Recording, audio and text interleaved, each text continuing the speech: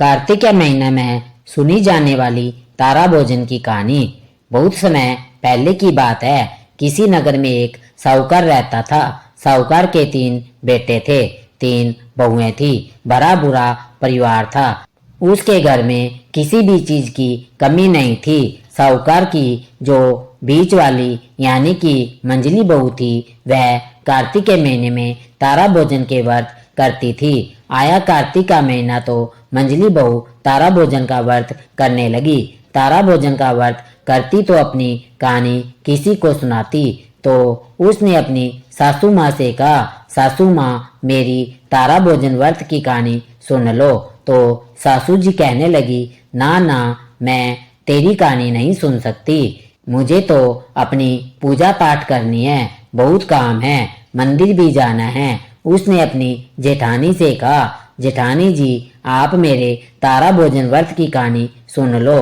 तो जेठानी ने भी मना कर दिया और कहने लगी कि भाई मुझे तो बहुत काम है, खाना बनाना है। तो वह वहां से देवरानी के पास गई और उसने देवरानी से कहा कि मेरी तारा भोजन व्रत की कहानी सुन लो। तो देवरानी ने भी बहाना बनाकर टाल दिया और कहानी नहीं सुनी। अब वह अपनी ननंद के पास गई और ननंद से बोली कि ननंद जी आप मेरी तारा भोजन व्रत की कहानी सुन लो। तो ननंद ने भी मना कर दिया कि ना, मैं तेरी कहानी कहाँ से सुन लूँ, मेरे तो ससुराल से बुलावा आया है, मुझे तो जाने की तैयारी करनी है। अब बहू बेचारी बड़ी परेशान हुई। जब तक अपने व्रत की कहानी नहीं कहेगी उसका तो व्रत अधूरा ही रह जाएगा। वह भोजन भी नहीं बना सकती थी, अपने व्रत का पालन भी नहीं कर सकती थी। तो वह अपने पति के पास गई और जाकर बोली कि आप मेरे तारा भोजन व्रत की कहानी सुन लो। लेकिन उसके पति ने भी मना कर दिया और कहने लगा कि भाई मुझे तो बहुत काम है, मुझे अपनी दुकानदारी देखनी है, सारा कामकाज देखना है। मैं तेरी कहानी सुनने बैठ गया तो मेरा काम कौन करेगा। अब तो वह बहुत ही निराश हुई और अपने घर से निकली। उसने सोचा देखूं बाहर कोई मिल जाए मेरी कहानी सुनने वाला। तो वह चलती गई तो तालाब पर पहुंच गई। वहां जाकर देखा तो पड़ोसन पानी भर रही थी। तब उसने पड़ोसन से कहा कि तुम मेरे तारा भोजन की कहानी सुन लोगी क्या। तो पड़ोसन कहने लगी कि तारा भोजन की कहानी सुनने से क्या होता है। तो वह बोली कि तारा भोजन व्रत की कहानी सुनने से भगवान की कृपा से सभी मनोकामनाएं पूरी हो जाती है, सारी सुख सुविधाएं मिलती है, भगवान की भक्ति मिलती है। तो पड़ोसन तैयार हो गई, ठीक है तू अपने तारा भोजन की कहानी मुझे सुना दे। बहू ने कहानी सुना दी और कहने लगी कि आज तो तुमने कहानी सुन ली, कल तो मेरी कहानी कौन सुनेगा। तो पड़ोसन कहने लगी कि मैं तो रोज इसी समय यहाँ पर पानी भरने आती हूँ, तुम कल भी आ जाना, कल भी मुझे कहानी कह देना, मैं सुन लूंगी। अब बहू ने उसकी बात मान ली। अब अगले दिन से रोजाना बहू तालाब पर जाती, पड़ोसन को कहानी सुनाकर घर आ जाती। करते करते पूरा कार्तिक का महीना बीत गया। जब कार्तिक का महीना समाप्त होने को आया तो कार्तिक पूर्णिमा पर उसने अपने व्रत का उद्यापन किया। उसने अपना व्रत पूरी श्रद्धा से किया था। तो स्वर्ग से उसे लिए विमान आया। अब बहू विमान में बैठकर स्वर्ग को जाने लगी तो सासू माता भागी भागी आई और बोली कि बहू मुझे भी अपने साथ ले चल। तो बहू ने मना कर दिया, ना माँ जी आपको अपने साथ कैसे ले जाऊं, आपको तो बहुत काम है, पूजा पाठ करनी है, मंदिर जाना है, ना ना, मैं आपको अपने साथ नहीं ले जा सकती। अब जेठानी भी दौड़ी दौड़ी आई और बोली कि मुझे तो ले चल। तो बहू ने मना कर दिया कि आप कैसे चलोगी, आपको कैसे ले जाऊं, आपको तो खाना बनाना है। देवरानी आई तो बहू ने उसको भी मना कर दिया। ननंद रानी आई तो बहू कहने लगी कि आपको तो अपने ससुराल जाना है, आपको कैसे ले जाऊं, मैं आपको नहीं ले जा सकती। अब उसके पतिदेव आए और बोले कि मुझे तो ले चलो अपने साथ। तो बोली कि ना, आपको तो अपनी दुकानदारी देखनी है, सारा कामकाज देखना है, आप मेरे साथ चलोगे तो दुकानदारी कौन देखेगा, ना, मैं आपको नहीं ले जा सकती। अब पड़ोसन अपने दरवाजे पर खड़ी देख रही थी तो बहू पड़ोसन से कहने लगी कि तुम मेरे साथ चलो, तुमने पूरे महीने मेरी कहानी सुनी है, मेरा व्रत तुम्हारी वजह से ही पूर्ण हुआ है, तुम मेरे साथ चलो। अब पड़ोसन उसके साथ विमान में बैठ गई। विमान चल दिया। रास्ते में बहू को अपने ऊपर घमंड हो गया और वह सोचने लगी कि मैंने कार्तिक के पूरे महीने का व्रत किया, मैंने कथा कहानी कही, इसी कारण मुझे स्वर्ग का वास मिल रहा है। पड़ोसन ने तो कुछ भी नहीं किया, यह तो मेरे ही कारण, मेरे ही पुण्य के कारण स्वर्ग को जा रही है। उसे अभिमान हो गया, मैं तो बहुत महान हूँ, मैंने तो बहुत बड़ा काम कर दिया। अभी बहू यह सारी बातें अपने मन में सोच रही थी कि भगवान ने उसे विमान के नीचे उतार दिया। तब वह पूछने लगी कि भगवान जी, आपने मुझे विमान से नीचे क्यों उतार दिया? तो भगवान जी कहने लगे कि हमारा विमान तो कच्चे तागे से बना है, तुम्हें अपने ऊपर अभिमान हो गया है, तुम्हारे अभिमान के कारण तो हमारा विमान टूट जाएगा, इसलिए हमने तुम्हें यहीं पर उतार दिया है। तो वह हाथ जोड़कर रो रो कर भगवान से माफ़ी मांगने लगी कि नहीं भगवान जी, मेरे से बहुत बड़ी गलती हो गई और मैं आगे से ऐसा अभिमान कभी नहीं करूँगी। तो भगवान कहने लगे कि देखो, हम तुम्हें अभी तो अपने साथ नहीं ले जा सकते, अब तुम अगले 3 साल तक तारा भोजन का व्रत करना, पूरी श्रद्धा के साथ, पूरी भक्ति के साथ तारा भोजन का व्रत करना। 3 साल तक तभी तुम्हें दोबारा स्वर्ग का वास मिलेगा। अब बहू को तो अपनी गलती पर बहुत पछतावा हो रहा था। उसने भगवान से माफी मांगी। पड़ोसन स्वर्ग चली गई और बहू दोबारा से धरती पर आ गई। फिर उसने 3 साल तक कार्तिक का महीना आने पर तारा भोजन के व्रत किए, पूरी श्रद्धा के साथ व्रत किए, पूरी श्रद्धा के साथ भगवान की पूजा की, पूरे व्रत नियम निभाए, अपने किए की माफी मांगी। फिर 3 साल बाद जब कार्तिक का महीना समाप्त हुआ, बहू ने अपने व्रत का उद्यापन कर लिया तो फिर से विमान आया और इस बार बहू विमान में बैठकर स्वर्ग को गई।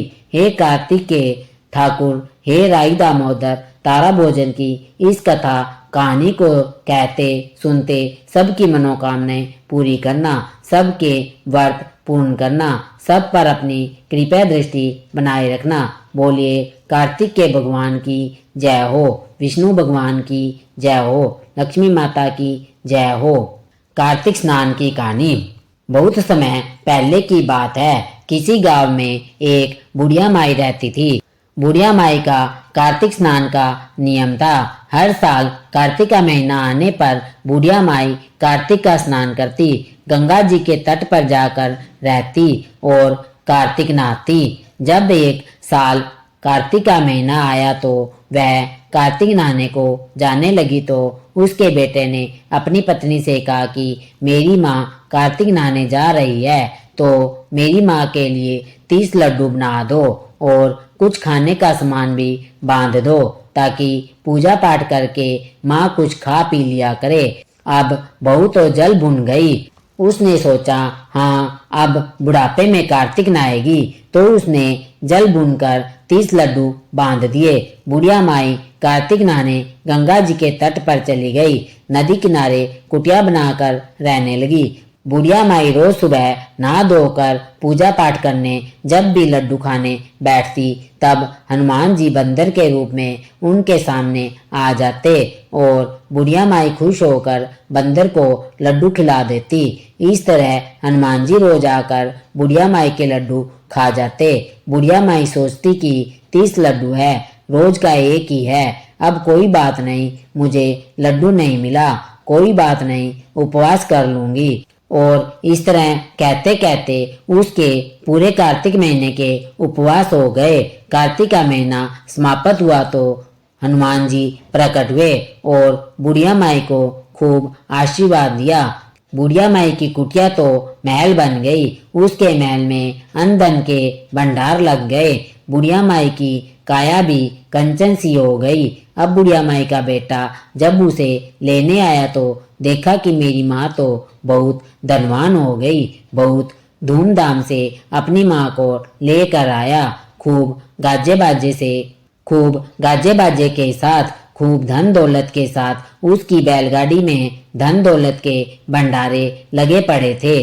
तो आकर जब बहू ने देखा कि वहाँ कार्तिक नहाने का इतना फल है तो सोचने लगी कि अगला कार्तिक आएगा तो मैं भी अपनी माँ को कार्तिक नहलाऊंगी। अगला साल आया, कार्तिक का महीना भी आया तो उसने अपनी माँ से कहा कि माँ, इस बार तुम्हें कार्तिक का स्नान करना है। उसने खूब सारा घी मेवा डालकर लड्डू बनाए और अपनी माँ को 30 लड्डू बांध कर दिए। बहुत सारा खाने पीने का सामान भी दे दिया। अब उसकी माँ भी उसके कहने के अनुसार कार्तिक नहाने गंगा जी के तट पर जाकर रहने लगी।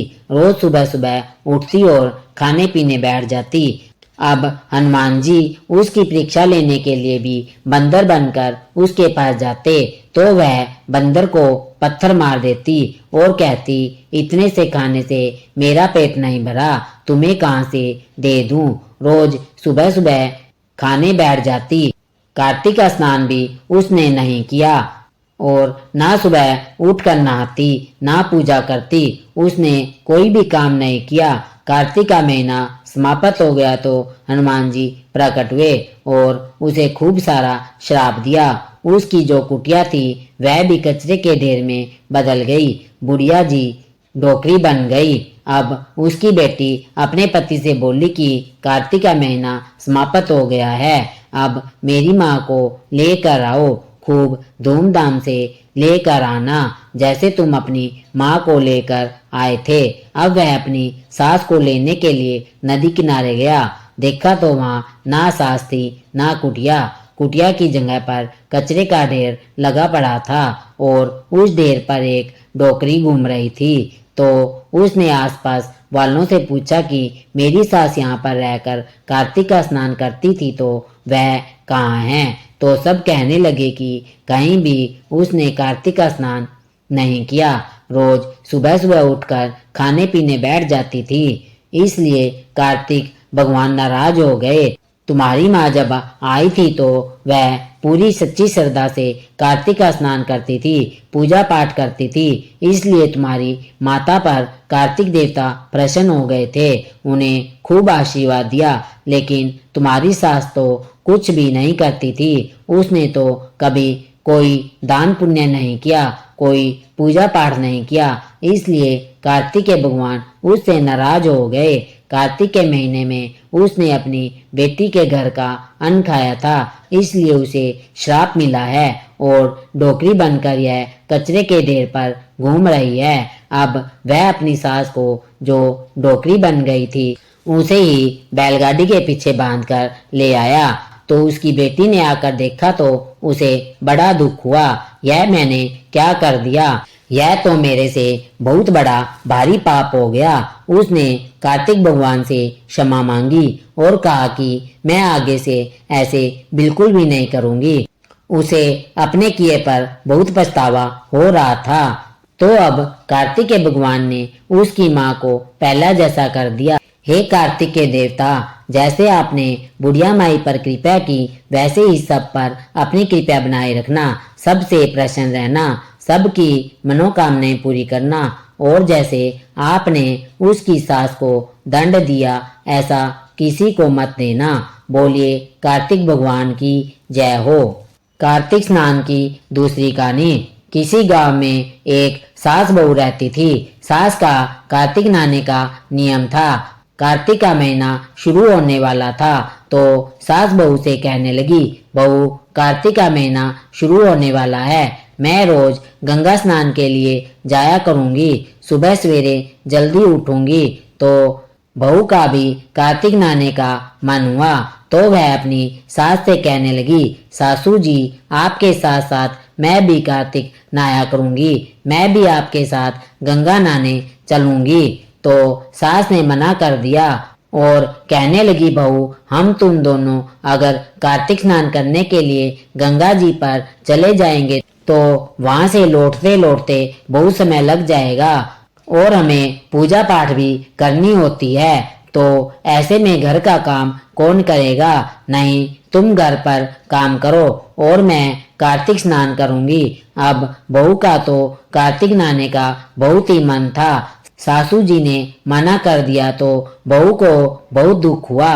कार्तिक का महीना शुरू हुआ तो सासू जी कार्तिक नहाने 12 कोस गंगा जी चली गई और बहू दुखी मन से वहीं पर घर में ही कार्तिक नहाने लगी। उसने कठड़िए में पानी डाला और हाथ जोड़कर बोली, मन चंगा तो कटौती में गंगा। बहू ने सच्चे मन से प्रार्थना की थी, इसलिए गंगा जी उसकी कठड़िए में आ गई। बहू ने गंगा जी को वहां पर देखा तो बहुत प्रसन्न हुई। उसने वहीं पर कार्तिक का स्नान कर लिया। अब तो बहू रोज ऐसे ही करती, कठड़िए में पानी डालती और बोलती, मन चंगा तो कटौती में गंगा। बस उसकी प्रार्थना पर गंगा देवी आ जाती और बहू नहा लेती। एक दिन की बात है, सासू जी कार्तिक नहाने जब गंगा जी के तट पर गई तो वहां नहाते नहाते उनकी नथ बह गई। घर में बहू नहाई तो उसके कठिए में सासू जी की नथ आ गई। उसने निकाल कर रख ली। अब सासू जी नहा कर घर आई तो उदास होकर बैठ गई। बहू पूछने लगी, सासू जी क्या बात है, आज आप इतनी उदास क्यों बैठी हो। तब सासू जी कहने लगी, बहू आज तो मेरा बड़ा नुकसान हो गया। जब मैं नहाई तो मेरी नथ गंगा जी में बह गई। अब बहू ने नथ निकाली और सासू जी को देते हुए कहा, लो सासू जी आपकी नथ मेरे हाथ में आ गई। सास कहने लगी, तेरे हाथ में कैसे आ गई, मेरी तो नथ गंगा जी में बह गई थी। तो बहू कहने लगी कि सासू जी आप तो 12 कोस जाती है और 12 कोस आती हो गंगा जी नहाकर, मैं तो घर पर ही कठिए में पानी डालकर कह देती, मन चंगा तो कटौती में गंगा, और मेरी प्रार्थना पर गंगा देवी यहाँ पर आ जाती है। बस आज उसी में आपकी नथ भी बहते बहते आ गई तो मैंने उठा कर रख ली। हे गंगा माता, जैसे आपने बहू की प्रार्थना सुनी ऐसी सबकी सुनना। जैसे सास को आई किसी को ना आए और जैसे बहू को आई सबको आए। कहते सुनते ओंकारा भरते सबको आए। बोलिए गंगा माता की जय हो। अब हम सुनते हैं पथवारी माता की कहानी। एक गांव में एक बुढ़िया माई रहती थी। बुढ़िया माई के 4 बेटे थे, 4 बहुएं थी। बुढ़िया माई के पास 4 भैंसें थी। आया कार्तिक का महीना तो बुढ़िया माई अपनी बहुओं से कहने लगी कि मैं तो कार्तिक स्नान के लिए गंगा जी के तट पर जा रही हूँ, तुम सारी की सारी एक एक भैंस ले लो। मैं 1 महीने बाद कार्तिक नहाकर आऊंगी तो देखूंगी तुम में से किसने सबसे ज्यादा घी जमा किया है। उसकी बड़ी 3 बहुएं तो बड़ी चालाक थी, लेकिन जो सबसे छोटी बहू थी वह सीधी सादी थी, बहुत ही सरल थी, संस्कारी थी। उसे दूध पिलाना नहीं आता था, घी निकालना नहीं आता था। अब सासू जी तो एक एक भैंस देकर कार्तिक स्नान को चली गई तो तीनों देवरानी जेठानी आपस में योजना बनाने लगी। अब देखते हैं यह क्या करेगी, क्योंकि इसे तो ना दूध पिलाना आता है ना घी निकालना आता है। सासू जी छोटी को ज्यादा प्यार करती थी, इसलिए तीनों बड़ी बहुएं उससे बहुत जलती थी। अब सासू जी तो एक एक भैंस देकर चली गई। अब छोटी बहू अपनी जिठानियों से पूछने लगी कि दूध कैसे पिलाऊं और घी कैसे निकालूं, तो उसे किसी ने कुछ भी नहीं बताया। अब वह तो बहुत भोली भाली थी, बहुत दुखी हुई। वह रोज मंदिर जाती, उसका मंदिर जाने का नियम था। तो घर का सारा काम काज करके मंदिर में गई तो वहां पर देखने लगी कि कुछ औरतें कुछ पूजा पाठ कर रही थी। तो वहां जाकर पूछने लगी कि तुम लोग क्या कर रहे हो। तो वे सभी कहने लगी कि कार्तिक का महीना शुरू हो गया है और हम पटवारी पूज रहे हैं। उस दिन मंदिर में बहुत सारी संगत भी रुकी हुई थी। कार्तिक स्नान करने के बाद बहू ने क्या किया, सारा दूध दही ले जाकर संगत को पिला दिया। अब बहू सोचने लगी कि रोज दूध दही बेकार करने से अच्छा है इसको संगत को ही पिला दूं। रोज ऐसा ही करने लगी। कार्तिक स्नान करने वालों को दूध दही पिलाती और पटवारी की पूजा करके घर आ जाती। करते करते पूरा महीना बीत गया। उसकी तीनों जेठानियों ने तो डिब्बा भर के घी जमा कर लिया था। अब छोटी बहू तो बेचारी डर गई। अब सासू जी आएगी और पूछेगी कि घी कहाँ है, तो मैं क्या कहूँगी, मैंने तो सारा दूध दही संगत को पिला दिया। उदास होकर पटवारी माता के पास जाकर बैठ गई। पटवारी माता ने पूछा, उदास क्यों बैठी है। तो कहने लगी कि कल मेरी सासू जी कार्तिक नहाकर आएगी। उन्होंने कहा था घी जमा करके रखना, मैंने तो कुछ भी नहीं किया, सारा दूध दही संगत को पिला दिया। अब वे पूछेगी तो क्या कहूँगी। तो पटवारी माता कहने लगी कि तू मेरे से 4 कंकड़ ले जाकर 4 डिब्बों में डाल देना, तेरा एक एक डिब्बा घी से भर जाएगा।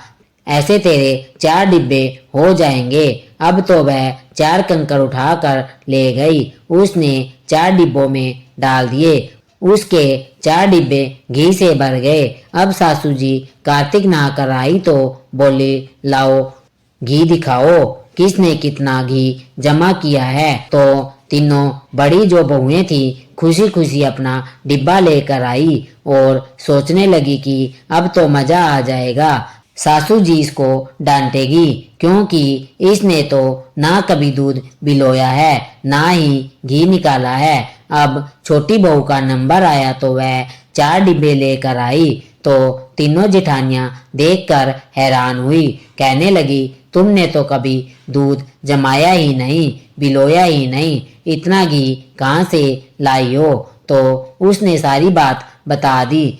सासू जी, मुझे तो घी बिलोना नहीं आता था, मैंने पूछा तो मुझे किसी ने बताया नहीं, तो मैं मंदिर जाती थी। कार्तिक स्नान शुरू हुआ था पर वहां पर संगत आ गई।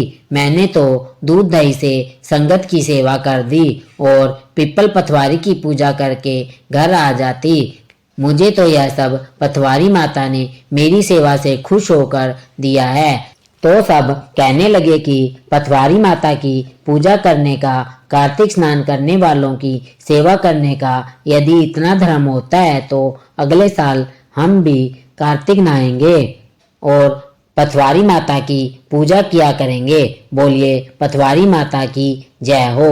अब सुनते हैं कार्तिक के महीने में सुनी जाने वाली राई दामोदर की कहानी। एक छोटी सी लड़की थी, रोज मंदिर जाती और पूजा पाठ करती। आया कार्तिक का महीना तो उस दिन वह मंदिर गई तो देखने लगी कि बहुत सारी औरतें पूजा पाठ कर रही है, राई दामोदर की कहानी कह रही है। तो उसने पूछा, यह तुम क्या कर रही हो। तब सब कहने लगी कि कार्तिक का महीना शुरू हो गया है, अब हम सब रोज कार्तिक नहाएंगे, सुबह सवेरे आया करेंगे, कार्तिक का स्नान किया करेंगे, कार्तिक का मातम सुनेंगे, कार्तिक की कहानी सुनेंगे। तो वह कहने लगी कि मैं भी नहाऊंगी, मुझे भी कार्तिक का स्नान करना है, मुझे भी कहानियाँ सुननी हैं। तो सब औरतें कहने लगी कि हाँ तो ठीक है, तुम भी हमारे साथ ही कार्तिक का स्नान कर लेना और हम कहानी कहेंगे तो तुम भी सुन लेना। अब वह उन सभी के साथ कार्तिक का स्नान करने लगी। कार्तिक का महीना पूरा हो गया और सब लोग अपनी अपनी बातें करने लगे। एक बोली कि मैं तो गंगा जी जाऊंगी, दूसरी बोली कि हम तो जमुना जी जाएंगे, तब किसी ने कहा कि मैं तो राई दामोदर भगवान जिमाऊंगी। लड़की ने पूछा कि राई दामोदर भगवान कैसे होते हैं। तो वह कहने लगी कि सिर पर मोर मुकुट, गल वैजयंती माला, हाथ में बांसुरी और पीताम्बरधारी, ऐसे होते हैं राई दामोदर भगवान। अब लड़की अपने घर गई। घर जाकर उसने रसोई बनाई, खूब पकवान बनाए, थाली सजाकर मंदिर में जाकर बैठ गई और बोली, आओ राई दामोदर जीम लो। मंदिर में भगवान नहीं मिले। बहुत देर हो गई उसे बैठे बैठे, कोई जीमने नहीं आया। तो वह थाली लेकर मंदिर से शहर में गई, लेकिन वहां भी भगवान नहीं मिले। शहर से जंगल में गई, वहां भी भगवान नहीं मिले। जंगल से पहाड़ों पर चढ़ गई, सुबह से शाम हो गई भगवान को पुकारते पुकारते। अब तो राई दामोदर भगवान सोचने लगे, यह तो ऊपर से गिर के मरेगी और मेरे को दोष लगेगा, इसको तो मुझे दर्शन देने पड़ेंगे। तब भगवान बूढ़े ब्राह्मण का रूप बनाकर आए और बोले, बेटा मैं तेरा भगवान हूँ, मुझे जिमा दे। तो वह कहने लगी, नहीं तुम तो भगवान नहीं हो। तो ब्राह्मण ने पूछा, ऐसा क्यों बोलती है? तो कहने लगी, भगवान तुम्हारे जैसे थोड़े ही होते हैं। ब्राह्मण ने पूछा, तो भगवान कैसे होते हैं? तो वह बोली कि मेरे भगवान तो सिर मोर मुकुट, गल वैजयंती माला, हाथ में बांसुरी और पीताम्बरधारी है। तब ब्राह्मण बोला, देख क्या ऐसे हैं तेरे भगवान? ब्राह्मण ने अपना मोर मुकुटधारी रूप दिखा दिया। भगवान उसके सामने सिर पर मोर मुकुट लगाए, गले में वैजयंती माला पहने, हाथों में बांसुरी और पीताम्बरधारी बनकर रूप धारण करके खड़े हो गए। अब वह लड़की खुश हो गई और कहने लगी, हाँ हाँ आप ही मेरे भगवान। तब भगवान ने उसे अपना चतुर्भुजी रूप दिखाया। तो वह खुश होकर बोली कि हाँ हाँ आप ही मेरे भगवान हो। आगे आगे भागी जाए, पीछे पीछे भगवान आए। भागी भागी अपनी संग सहेलियों के घर में आ गई और कहने लगी कि मेरे घर पर तो भगवान आए हैं। सब उसकी हंसी उड़ाने लगी कि हाँ हाँ क्यों नहीं, तेरे घर पे ही तो आएंगे भगवान। तो फिर भी कहने लगी कि चलो चल कर देखते हैं इसके घर पर कैसे हैं इसके भगवान। जिसके भाग्य में भगवान के दर्शन थे, उन्होंने आकर भगवान के दर्शन पाए। हे राई दामोदर भगवान, जैसे आपने उस लड़की को दर्शन दिए, जैसे उसकी मनोकामना पूरी की, ऐसे ही दर्शन सबको देना। कहते सुनते हुंकारा भरते सभी की मनोकामनाएं पूरी करना।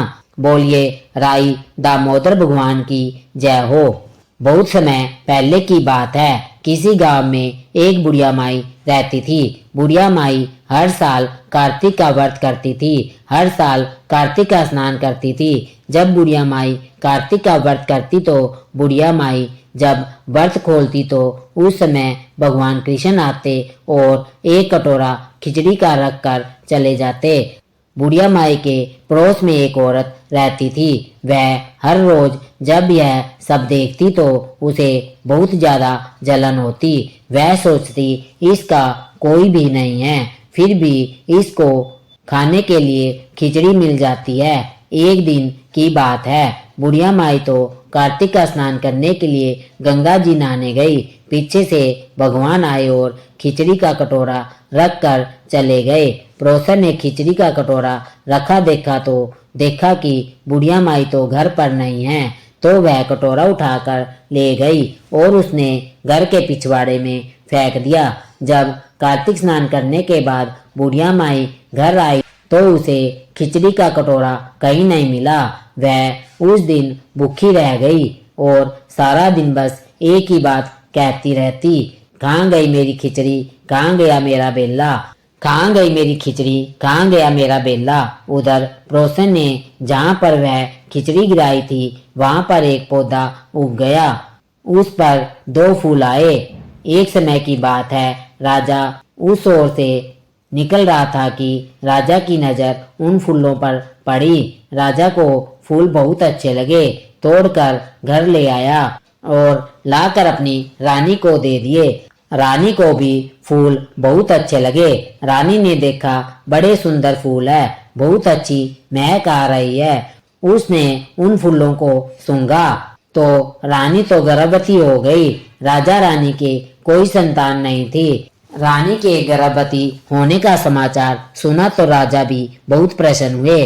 कुछ समय बाद रानी ने 2 पुत्रों को जन्म दिया। वे दोनों बेटे बड़े हो गए, लेकिन आश्चर्य की बात है कि वे कभी किसी से कुछ बात भी नहीं करते थे, बोलते नहीं थे। जब दोनों राजकुमार बड़े हो गए, शिकार खेलने के योग्य हो गए तो शिकार खेलने जाने लगे।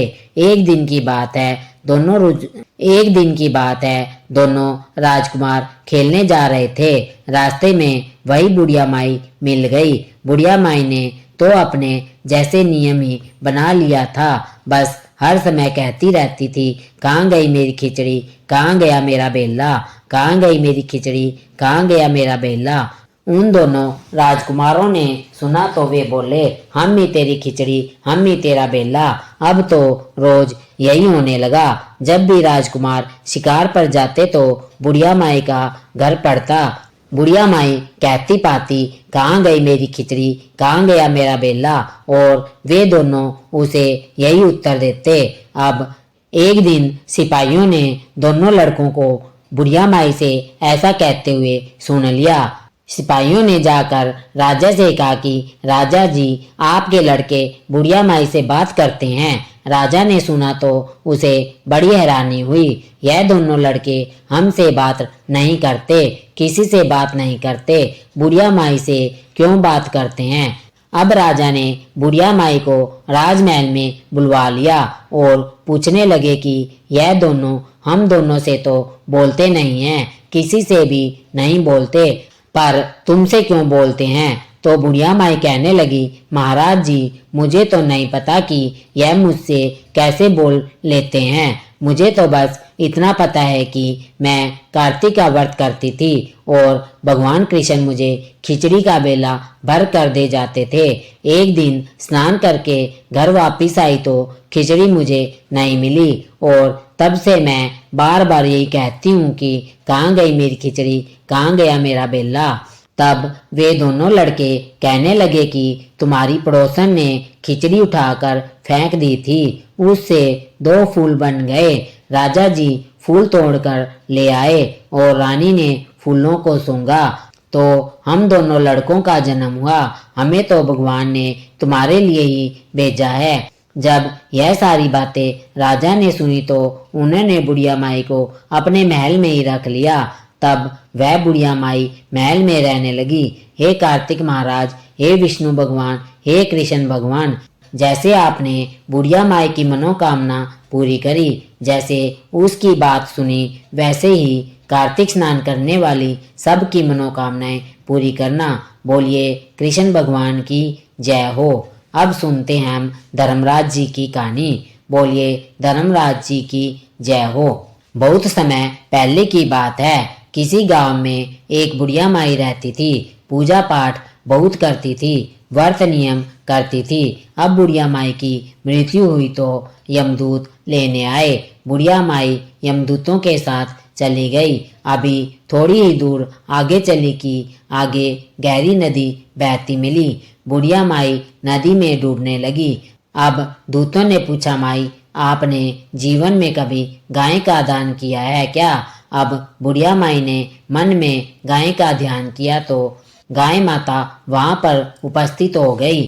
गाय की पूंछ पकड़कर बुढ़िया माई ने नदी पार कर ली। थोड़ी दूर आगे चली तो काले कुत्ते खाने को दौड़े।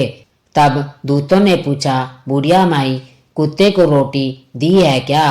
अब बुढ़िया माई ने कुत्ते का ध्यान किया तो कुत्ते वहां से चले गए।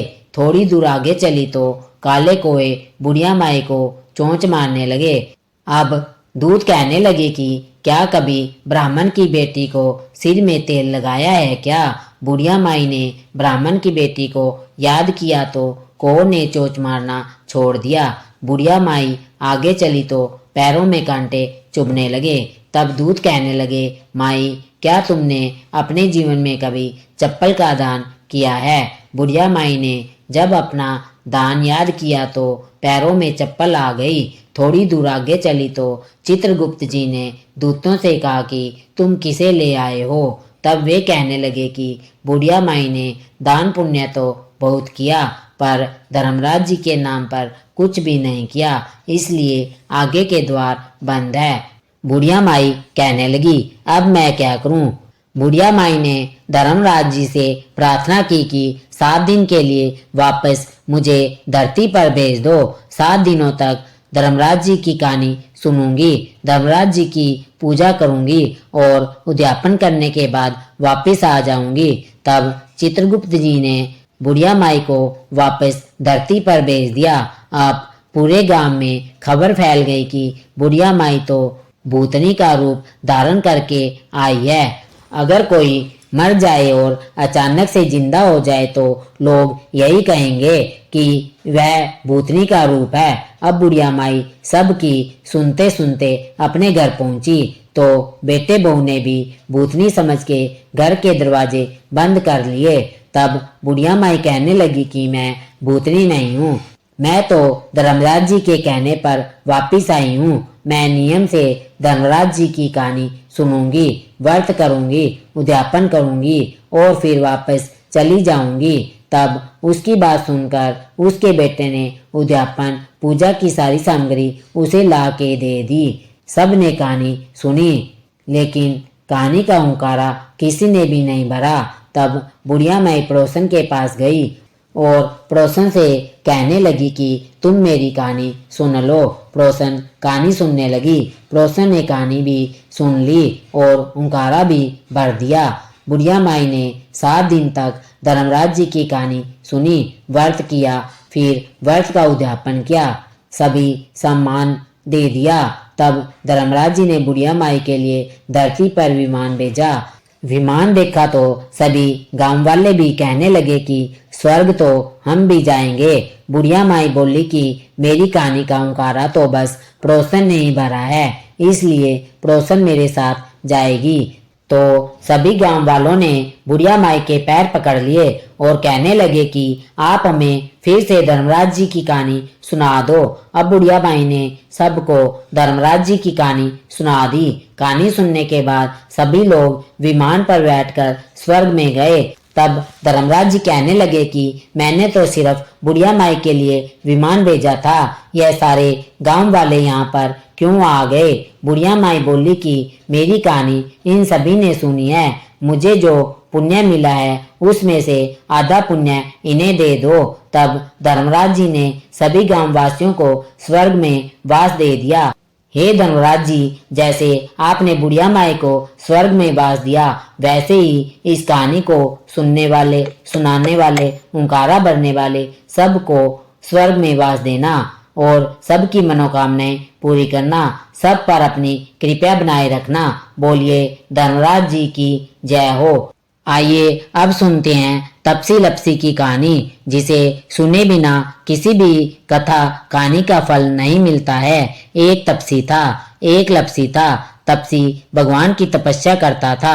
लपसी रोज 1.25 सेर की लापसी बनाकर भगवान को भोग लगाकर और घंटी बजाकर जीम लेता। एक दिन दोनों आपस में लड़ने लगे। तपसी बोला मैं बड़ा और लपसी बोला मैं बड़ा। अभी वह दोनों लड़ ही रहे थे कि वहां नारद जी आ गए। उन्होंने पूछा तुम दोनों आपस में क्यों लड़ रहे हो। तपसी बोला कि मैं भगवान की तपस्या करता हूँ इसलिए मैं बड़ा हूँ। पर लपसी ने कहा कि मैं भगवान को रोज 1.25 सेर की लापसी का भोग लगाता हूँ इसलिए मैं बड़ा हूँ। नारद जी बोले तुम दोनों आपस में मत लड़ो, तुम्हारा फैसला मैं कर दूंगा। अगले दिन सुबह लपसी तपसी नहा कर आ रहे थे। तब नारद जी ने उनके रास्ते में 1.25 करोड़ की अंगूठी रख दी। ऐसी जगह पर रखी कि दोनों की नजर पड़ जाए और उन्हें लगे किसी की गिर गई है। तपसी ने अंगूठी देखी तो तुरंत उठा ली। देखकर सोचने लगा कि बड़ी कीमती अंगूठी है और उसके बाद तपस्या करने बैठ गया। वह अंगूठी उसने अपने पैर के नीचे रख ली। उधर लपसी ने अंगूठी देखी तब उसने सोचा कि बड़ी कीमती अंगूठी है, अगर मेरे पास रहेगी तो कोई चोर उचक्का पीछे लग जाएगा और गर्दन काट देगा। उसने तो रोज की तरह सवा सेर की लापसी बनाई, भगवान को भोग लगाया, घंटी बजाई और जीम लिया। इधर तपसी तपस्या करता रहा और मन में सोचता रहा, बड़ी कीमती अंगूठी है, इसे बेचूंगा, बहुत सारे पैसे आएंगे, उनसे बड़ा सा यज्ञ करूंगा और अपने आप को बड़ा साबित कर दूंगा। थोड़ी देर में नारद जी आ गए। दोनों पूछने लगे, बताओ नारद जी कौन बड़ा है? तब नारद जी बोले, पहले दोनों खड़े हो जाओ। दोनों खड़े हुए तो तपसी के पैर के नीचे अंगूठी निकली। तब नारद जी बोले कि इतनी तपस्या तूने कर ली, फिर भी तेरा लालच नहीं गया, जा, तुझसे तो लपसी ही बड़ा है और अब तुझे तेरी तपस्या का कोई भी फल नहीं मिलेगा। इतना सुनते ही तपसी जोर जोर से रोने लगा और नारद जी के पैरों में गिर गया। कहने लगा कि भगवान मुझे माफ कर दो, अब बताओ मेरी तपस्या का फल कैसे मिलेगा?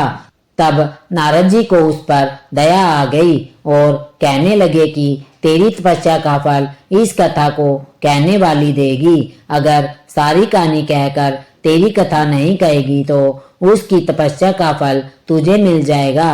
अपने घर में गाय कुत्ते की रोटी नहीं बनाएगी तब उसकी तपस्या का फल तुझे मिल जाएगा। ब्राह्मण जी में आकर दक्षिणा नहीं देगी तब उसकी पूजा का फल तुझे मिल जाएगा। दिए से दिया जलाए और दिया जलाकर हाथ ना जोड़े तब उसकी पूजा पाठ का सारा फल तुझे मिल जाएगा। इतना कहकर नारद जी वहां से चले गए। इसलिए सभी कथा कहानी के साथ तपसी लपसी की कहानी कहनी चाहिए।